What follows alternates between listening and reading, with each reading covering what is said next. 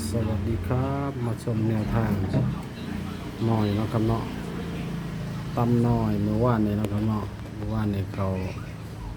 ของวันที่2เขา5768เนาะครับเนาะ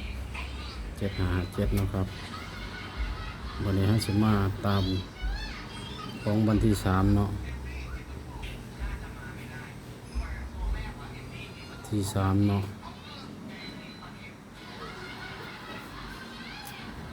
นี่เนาะคนเดิม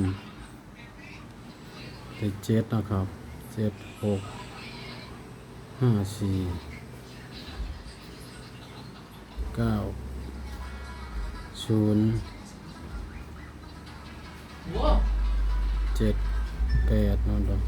7ตัวตั้งแต่1นะครับส่วนได้7เนี่ยเนาะครับเนาะบวก3 12 7บวก5 12บวก3ได้5เนาะครับ6 7 8 9เนาะครับเนาะนี่ก็6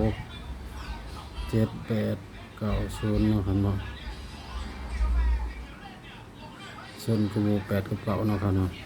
8 9 8 9 7เนาะครับเนาะ6เอาสิมาเบิ่งตัวเองเนาะครับเนาะไหนมันมีมุงเตา0ได้9ไม่เห็นหนาเสีย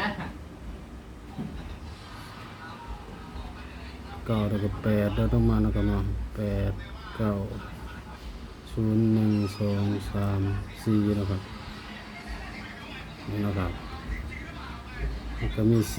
4มี8มี9เนาะครับเนาะ0ก็มีกันเนาะครับนี่ก็มี0เนาะครับเนาะเดี๋ยวสิมีอยู่ซ้ำนี้เนาะครับเนาะจะลงตัวเรียนเนาะครับเนาะ8 9 8 0 8 1 8 2 8 3 8 4เนาะครับเนาะ9 0 9 1 9 2 9 3 9 4นะครับ0 1 0 2 0 3 0 4